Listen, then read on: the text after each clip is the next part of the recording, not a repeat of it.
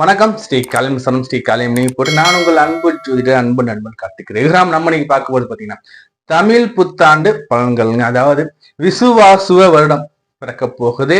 இந்த விசுவாசுவ வருடத்துல நம்ம இந்த ராசிக்காரங்க எல்லாருக்குமே என்ன மாதிரி நற்பண்ண கொடுக்க போது, என்ன மாதிரி கெடுப்பணம் கொடுக்க போது, நம்ம என்ன பண்ணோம் பர்த் சார்ட் வடிவில பார்க்க போறோம். இந்த வீடியோ ஸ்கிப் பண்ணிடாதுங்க, முழுமையா பாருங்க. ஏன்னா ஒரு ஆண்டுக்கான ஒட்டுமொத்த பிரிடிக்ஷனுமே, ஒட்டுமொத்த ஜாதக பலனுமே நான் இப்ப உங்களுக்கு தெளிவா ஒரு பர்த் சார்ட் போட்டு இதுல 12 ராசி கட்டத்தை போட்டு அதுல கிரகத்தை அமைச்சு உங்களுக்கு தெளிவா எக்ஸ்பிளைன் பண்ண போறேன்.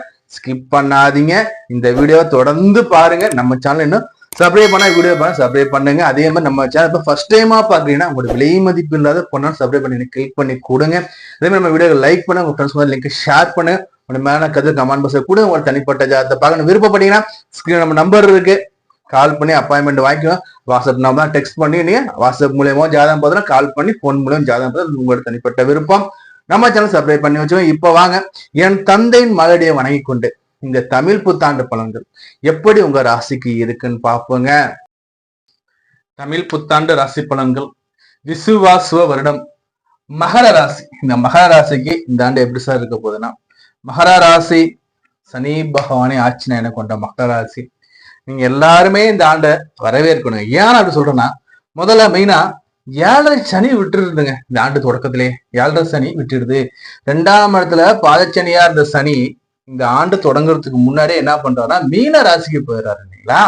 இப்போ மீன ராசிக்கு சனிபான் வந்துட்டாங்கன்னா, மீனங்கிறது 1, 2, 3 முயற்சிகள் ஸ்தானத்துல சனி பகவான் அமரும் போது வெற்றிகள் எதெல்லாம் நீங்க முயற்சி பண்றீங்களோ அந்த முயற்சிகள்லாம் வெற்றி ஆகுங்க.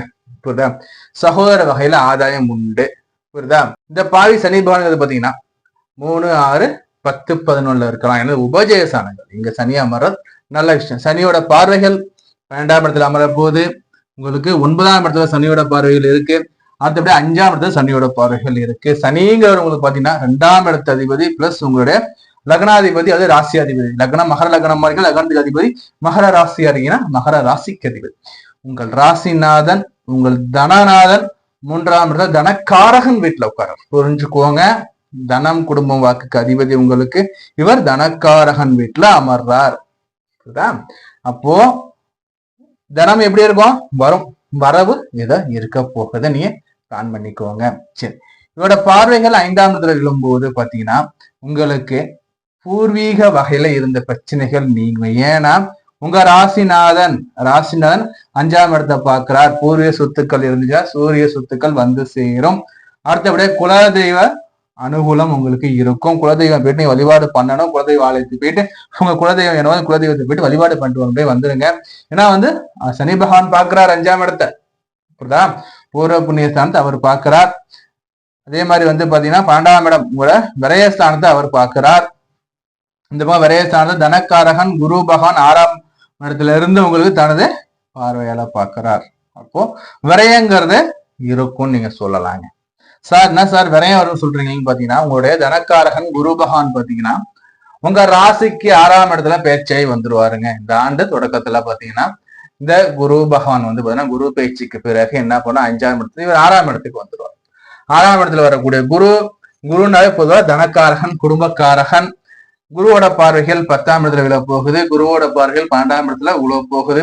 குருவோட பார்வை உங்களுக்கு 2ஆம் இடத்துல விழ போகுதுங்க. அப்போ பொதுவா எதுல அலர்ட்டான்னு பாத்தீங்கன்னா வருமானம் வரும், அதே சமயத்துல கடன் வாங்குற அமைப்பும் வரும். எப்படி சார் வருமானம் வருங்கிறீங்க, கடன் வாங்குற மாதிரி?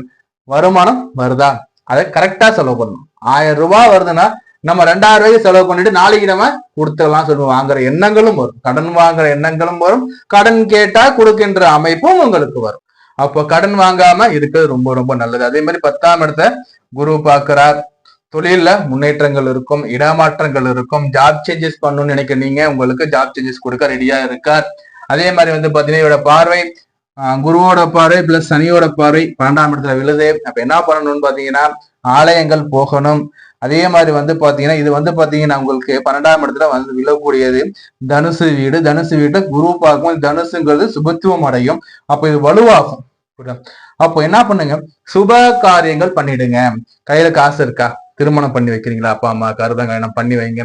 அறுபதாம் பண்றீங்க, அப்படி இல்லைன்னா வந்து சகோதரிக்கு திருமணம் பண்ணி வைக்கிறீங்களா பண்ணுங்க. இல்ல வீட்டுல என்ன சுபகாரியம் வேணாலும் பண்ணுங்க, உங்களுக்கு அதுக்கான முயற்சிகள் தடைகள் இல்லாம சரசரன்னு உங்களுக்கு நடக்கும். இல்லைன்னா என்னன்னா விரயமாக வாய்ப்புகள் உண்டு.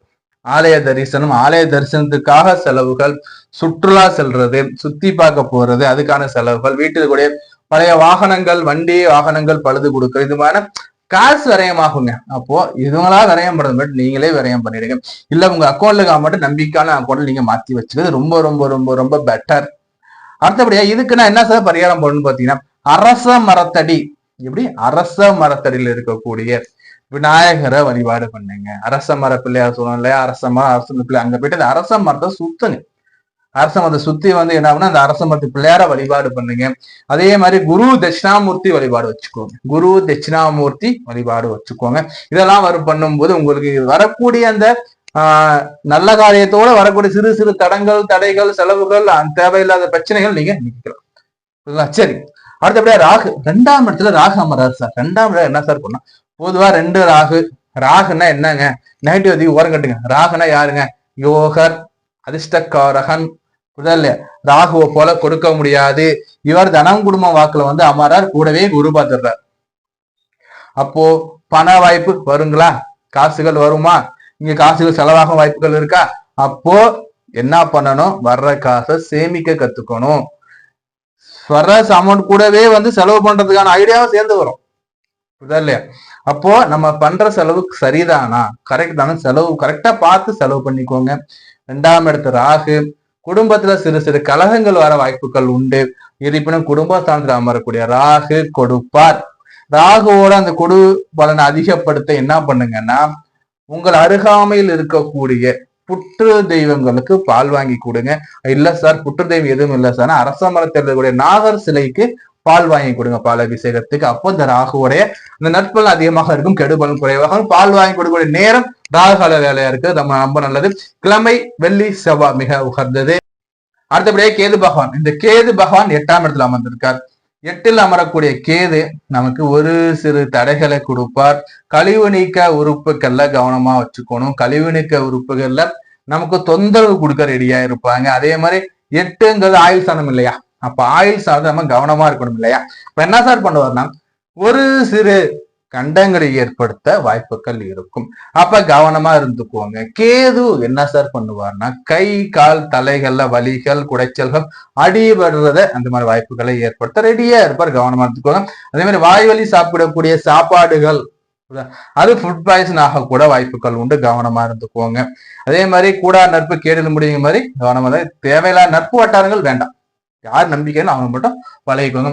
ஓவராலா நம்ம இந்த எஸ்கே அஸ்ட்ராலஜி இந்த மகர ராசிக்கு நம்ம என்ன சொல்றோம்னா, சனி பெயர்ச்சி உங்களுக்கு அமோகமான பெயர்ச்சி. 7.5 சனி விடுதுங்க, பெருமூச்சு விட்டுருங்க. புரியுதா? ராகு பகவான் கொடுக்குற இடத்துல இருக்காருங்க. அப்ப ராகுவை சாந்தம் பண்ணிக்குவாங்க. ராகுவை எப்படி சாந்தம் பண்றதுன்னா, நாகர் சிலைக்கு பால் வாங்கி கொடுத்து அருகக்கூடிய புற்று தெய்வங்களுக்கு பால் வாத்துக்கோங்க. சரிங்களா? சரி, அடுத்தபடியா விரயஸ்தானத்துல வந்து பாத்தீங்கன்னா வந்து 2 பேர் பார்வை விழுது சார். எனக்கு சனியோட பார்வையும் இருக்கு, குருவோட பார்வையும் இருக்கு. குரு கொடுப்பார், சனி கெடுப்பார். சோ அப்படி இருப்பினும் உங்க ராசிநாதன் அவர் தாங்க, அதை மறந்துட கூடாதுங்க. ராசி வயத்தை பார்க்க என்ன, நீங்களே செலவு பண்ற மாதிரியான சூழ்நிலைகள் வரும். அது சுப செலவா மாறுறதுக்கு வாய்ப்புகள் மிக அதிகமாகுது. ஏன்னா உங்களுக்கு 12ஆம் இடம் சுபஸ்தானம் இல்லைங்களா, அப்ப சுப செலவுகள் அதிகமாக இருக்கும். அதற்கான வரவுகளும் உங்களுக்கு இருக்கும். அந்த சுப செலவை முழு மகிழ்ச்சியோட செய்யுங்க. 6ஆம் இடத்துல அமரக்கூடிய குருங்கிறது பாத்தீங்கன்னா உங்களுக்கு தனக்காரகன் 6ல் அமையும் போது கடன் வாங்குற வாய்ப்புகள் வரும். தேவை அறிந்து நம்மிடம் இந்த கடன் தேவையா இல்லைன்னு பார்த்து கடன் வாங்கிக்குவாங்க. அதே மாதிரி வந்து பாத்தீங்கன்னா சுத்த பத்தமா குளிச்சு நல்லா இருங்க. ஏன்னா வந்து நோய்கள் எல்லாம் வாய்ப்புகள் உண்டு. ஏன்னா வந்து 6ல் குருவுக்கு வரும்போது நோய் வாய்ப்புகள் ஏற்படுத்த கொஞ்சம் வாய்ப்புகள் உண்டு, அது கவனமா பார்த்துக்குவாங்க. உணவு பழக்கம் கவனமா இருந்துக்குவாங்க. அரச மரத்துல இருக்கக்கூடிய அந்த விநாயகரை வழிபாடு பண்ணுங்க. அரச மரத்தடி விநாயகர் வழிபாடு பண்ணுங்க. அரச மரத்தோட சேர்த்து விநாயகர் சுத்தி வர்ற மாதிரி பார்த்துக்குவோங்க. இந்த காலகட்டத்துல மரக்கன்றுகள் வாங்கி நடப்பாருங்க. மரக்கன்றுகள் அதுல அரச மரமா இருந்தா ரொம்ப நல்லது. இந்த மரக்கன்றுல அரச மரத்து மரக்கண்ணா வாங்கி நீங்க அந்த மரம் நடுவோம்னு சொல்றோம் பாத்தீங்களா, அந்த மாதிரி நல்ல செயல் நீங்க இந்த காலத்துல நீங்க பண்ணும்போது இது உங்களுக்கு புண்ணியத்தை கொடுக்கும், உங்களோட பாவத்தை குறைக்கும். மரம் நடுவோம் மழை பெறுவோங்கிற மாதிரி நீங்க மரக்கன்றுகள் வாங்கி நீங்க கோயில சுத்தி வச்சாலும் சரி, இல்ல வந்து படிக்கின்ற மாணவர்களுக்கு மரக்கன்று வாங்கி கொடுத்து உங்க வீட்டுல வழங்கப்பா நீ தானமா கொடுத்தாலும் சரி, உங்க கரங்களால மரக்கன்றுகள் நடணுங்கிறது நம்ம சொல்லக்கூடிய பரிகாரம். மரக்கன்றுகள் கொடுக்கக்கூடியது அரச மரமாக இருந்தா ரொம்ப ரொம்ப ரொம்ப ரொம்ப நல்லது. அரச மரக்கன்று வாங்கி தானம் பண்ணி ரொம்ப நல்லது. இந்த காலகட்டம் ஏற்றம் தரக்கூடிய காலகட்டமா இருக்கு. இந்த காலகட்டம் பார்த்தீங்கன்னா உங்களுக்கு வெற்றி கொடுக்கக்கூடிய காலகட்டமா இருக்கு. கரெக்டா பிளான் போட்டு வீகம் போட்டு செயல்படுங்க. வெற்றி உங்களுக்கு. உங்களோட தனிப்பட்ட ஜாதகத்தை நம்மகிட்ட பார்க்கணும்னு பிரியப்பட்டீங்கன்னா ஸ்கிரீன்ல நம்பர் இருக்கு, டெக்ஸ்ட் பண்ணுங்க அல்லது கால் பண்ணி அப்பாயின்மெண்ட் வாங்கிக்கோங்க.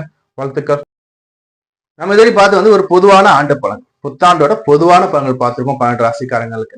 இது வந்து பாத்தீங்கன்னா ஒவ்வொரு ஜாதகத்துக்கும் மாறுபடும். ஏன்னா ஒவ்வொரு ஜாதகம் அமையக்கூடிய கிரகங்கள் நிலைகள் மாறுபட்டுக்கிட்டே இருக்கும். அதே மாதிரி தசாநாதன் எந்த தசா நடக்குது, அந்த தசாநாதன் நிலை என்ன, அதே மாதிரி உங்க ஜாதகத்துல லக்னாதிபதி நிலை என்ன, ராசிநாதன் நிலை என்ன, இவர்கள் வாங்கிய சாரம் என்ன, இதுகளை பொறுத்து மாறுபடும். தசாநாத நிலையை பொறுத்து மாறுபடும். தசாபுத்திக்கு ஏற்ப உங்களுக்கு நடப்புல என்ன கிரகம் போயிட்டு அந்த கிரகம் வாங்கிய சாரம் என்ன, அவர்கள் யாரால் பார்க்கப்படுகிறார்கள், இதையெல்லாம் பொறுத்து இந்த பலன்கள் முன்ன பின்ன வேறுபடுங்க.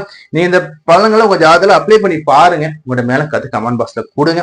உங்களோட தனிப்பட்ட ஜாதகத்தை நம்மகிட்ட பார்த்து தெரிஞ்சுன்னு பிரியப்பட்டீங்கன்னா நம்ம நம்பர் பாருங்க ஸ்கிரீன்ல இருக்கு. எப்ப வேணா டெக்ஸ்ட் பண்ணுங்க, டெக்ஸ்ட் பண்ணி அப்பாயின்மெண்ட் வாங்கிக்கோங்க. அதே மாதிரி வந்து பாருங்க இந்த வீடியோ ஃப்ரெண்ட்ஸ் நம்மளோட ஷேர் பண்ணுங்க. புரியுதுங்களா? நான் உங்களை வேற காலையில் சந்தி. நான் உங்கள் அன்பு நண்பன் அன்பு ஜோதிடர் கார்த்திக் ரேகாம். நன்றி, வணக்கம்.